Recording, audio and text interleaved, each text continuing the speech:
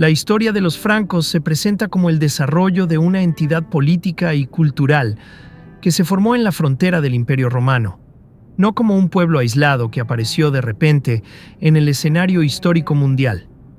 Los registros históricos muestran su aparición en el siglo III después de Cristo, concretamente a lo largo de la orilla oriental del Bajo Rin, una región caracterizada por importantes interacciones militares, económicas y culturales entre el mundo romano y los territorios que los romanos clasificaron colectivamente como Barbaricum. La interpretación convencional de unos bárbaros, incivilizados, invadiendo una civilización romana inmutable, no refleja la complejidad y gradualidad de este proceso histórico. La frontera renana no funcionaba como una barrera infranqueable, sino como un espacio permeable que permitía el intercambio de bienes, conceptos, servicios militares y poblaciones. En este contexto dinámico de confrontación y asimilación cultural, los francos pasaron de oponentes a aliados, y más tarde a sucesores de la autoridad romana en la Galia. En la descripción del video se encuentran algunos artículos académicos para consulta. Las imágenes presentadas aquí son generadas por inteligencia artificial y sirven solo como ilustración. Considere suscribirse al canal. Sin más preámbulos, vamos al video.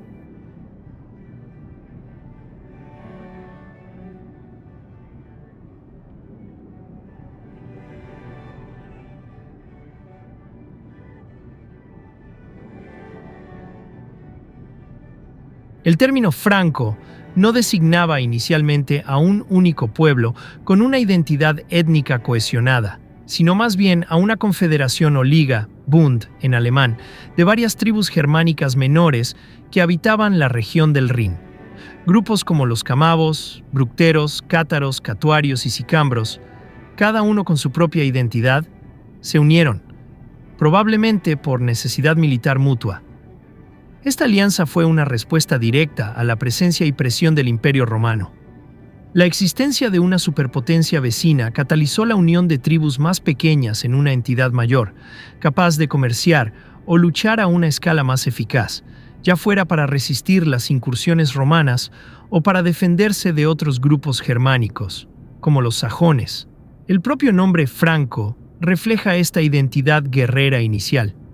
Aunque su etimología exacta es incierta, se cree que deriva de términos germánicos como franco, lanza o jabalina, que sugiere una identidad totémica vinculada a un arma, o del adjetivo fracas, frekr en nórdico antiguo, que significa feroz, audaz, valiente, o más tarde, libre. Con el paso del tiempo, esta identidad franca ha demostrado ser notablemente fluida. Lo que comenzó como una etiqueta para una confederación de guerreros evolucionó para describir a los súbditos del reino franco, independientemente de su origen étnico. Siglos más tarde, en el contexto de las cruzadas, el término franco, franc en árabe, se convirtió en Oriente en un exónimo genérico para designar a todos los europeos occidentales de rito católico. Este viaje semántico ilustra cómo el éxito político y militar de los francos fue tan abrumador que su nombre tribal fue cooptado para describir la propia civilización que llegaron a liderar. La cristiandad occidental. La identidad dejó de ser una cuestión de ascendencia para convertirse en una cuestión de afiliación política y religiosa. A medida que consolidaban su poder sobre la Galia, los reyes francos se enfrentaban a un reto de legitimidad. Para gobernar sobre una población mayoritariamente galorromana y situarse en pie de igualdad con el prestigioso Imperio Romano de Oriente, Bizancio, necesitaban una narrativa de origen que les conectara con su herencia clásica. A partir del siglo VI, los cronistas francos empezaron a construir una genealogía mítica, afirmando que los francos, como los propios romanos, descendían de refugiados de la guerra de Troya. Crónicas como la de Fredegarius, escrita en el siglo VII, vinculan explícitamente a los francos con un antepasado epónimo llamado Francion, pariente del rey Príamo de Troya, que habría conducido a su pueblo hacia el oeste y se habría asentado en el Rin. Esta narración no debe interpretarse como un registro histórico factual, sino como una sofisticada herramienta de propaganda política.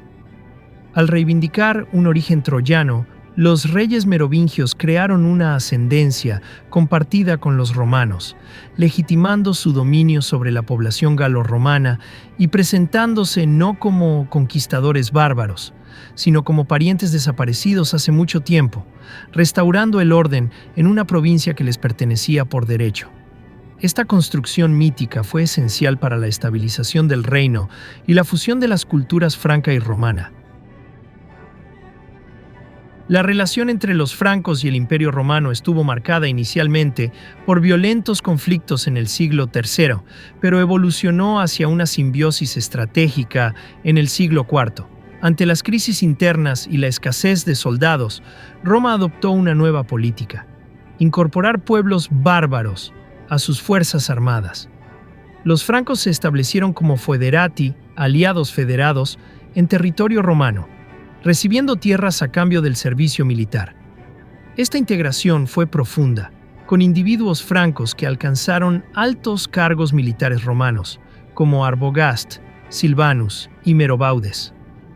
En el siglo V, unidades enteras del ejército romano en la Galia estaban compuestas predominantemente por soldados francos. Dentro de la Confederación Franca destacaban dos grupos principales: los francos salios, Sali, asociados a la región de Saarland, en los actuales Países Bajos, que recibieron permiso para asentarse permanentemente en la región de Toxandria hacia el año 358 después de Cristo, y los francos ripuarios, o renanos, que habitaban el curso medio del Rin, cerca de Colonia. Los salios, bajo el liderazgo de la dinastía merovingia, acabarían unificando a todos los francos. Con el colapso formal del Imperio Romano de Occidente en 476 después de Cristo, se aceleró la fragmentación de la autoridad. Childerico I, fallecido en 481 o 482, rey de los francos salios de Tournai, emergió como figura dominante, navegando hábilmente entre los mundos romano y franco.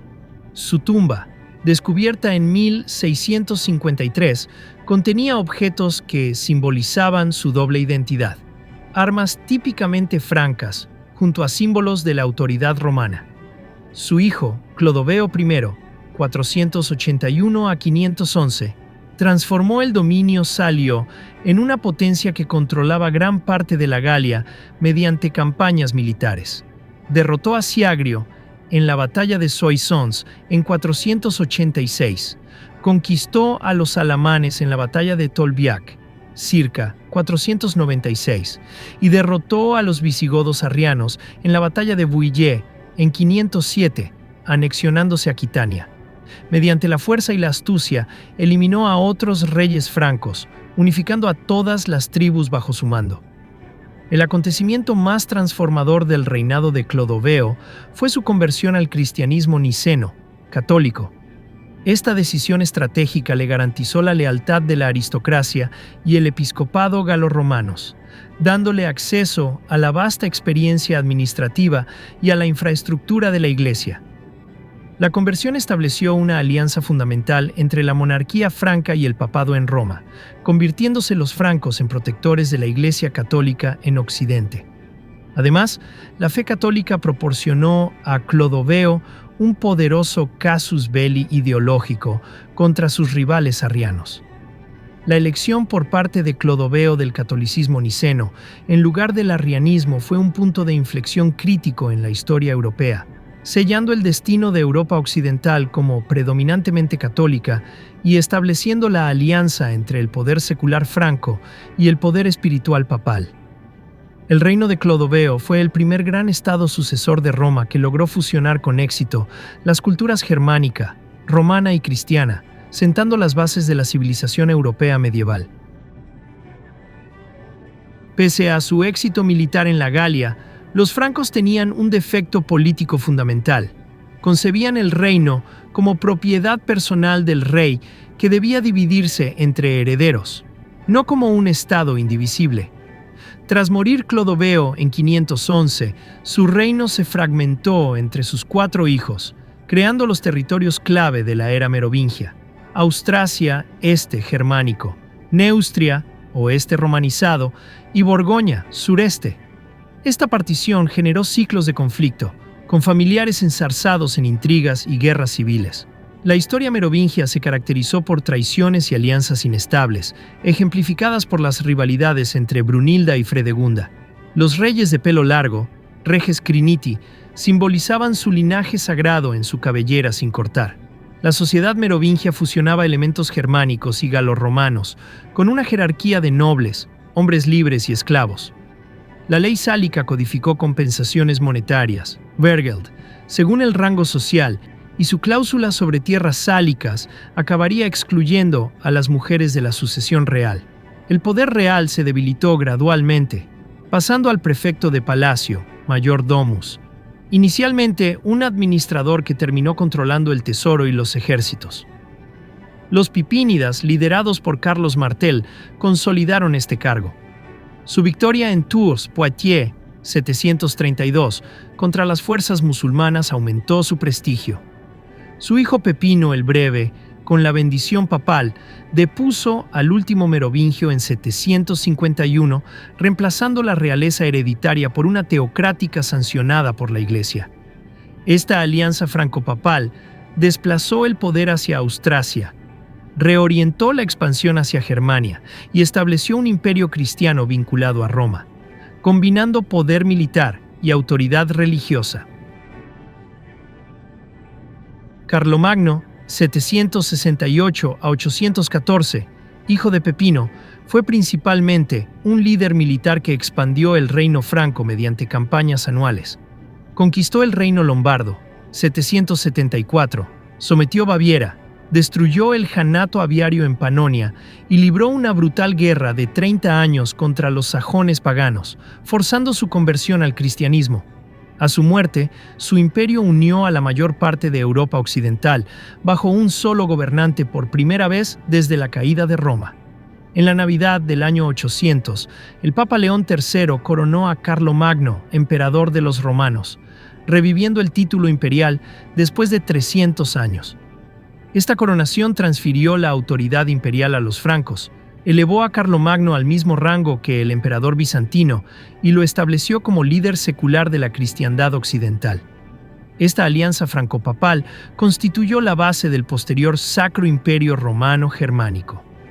Más allá de la conquista, Carlomagno fomentó el renacimiento carolingio, reuniendo en Aquisgrán a los mejores eruditos de Europa. Este movimiento se centró en estandarizar las prácticas eclesiásticas y la administración imperial, purificar el latín y mejorar la educación clerical. Un logro duradero fue la escritura minúscula carolingia, antecesora de las minúsculas modernas. Carlomagno gobernaba a través de una corte itinerante y una administración regional. Los condados eran gobernados por condes, mientras que los missi dominici, equipos obispo noble, viajaban como inspectores reales para hacer cumplir los decretos y luchar contra la corrupción. Este sistema representó un importante esfuerzo hacia el gobierno centralizado en una época fragmentada. El Imperio Carolingio creó los cimientos políticos y culturales de la Europa medieval, estableciendo una identidad europea occidental unificada basada en el catolicismo y la herencia romana. Sin embargo, tras la muerte de Carlomagno, surgieron problemas de sucesión. Su hijo Luis el Piadoso luchó por conciliar el concepto romano de imperio indivisible con la herencia franca partible, lo que provocó guerras civiles entre los hijos de Luis tras su muerte en 840. El Tratado de Verdún, 843, dividió formalmente el imperio en 3 reinos: Francia Occidental, la Francia moderna para Carlos el Calvo, Francia Oriental, la futura Alemania, para Luis el Germánico, y Francia Media para Lotario I. Esta división, que seguía en parte líneas lingüísticas, creó el marco geopolítico de la Europa moderna, y Francia Media se convirtió durante siglos en una disputada zona de fractura entre las potencias emergentes. El Imperio carolingio colapsó poco después de Verdún. Francia Media se fragmentó tras la muerte de Lotario I, dividiéndose entre sus hijos y siendo absorbida por tratados sucesivos, Prüm, Mersenne, Ribemont. El poder carolingio se erosionó por tres factores principales: divisiones internas por la herencia partible, invasiones externas, vikingos, sarracenos y magiares, y el ascenso de la aristocracia local. Los nobles, ofreciendo protección que los reyes no podían dar, establecieron castillos y ejércitos propios, heredando sus cargos, formalizado en Quercy 877, lo que originó el feudalismo. El imperio implosionó internamente por su incapacidad de mantener un gobierno centralizado sobre un territorio vasto.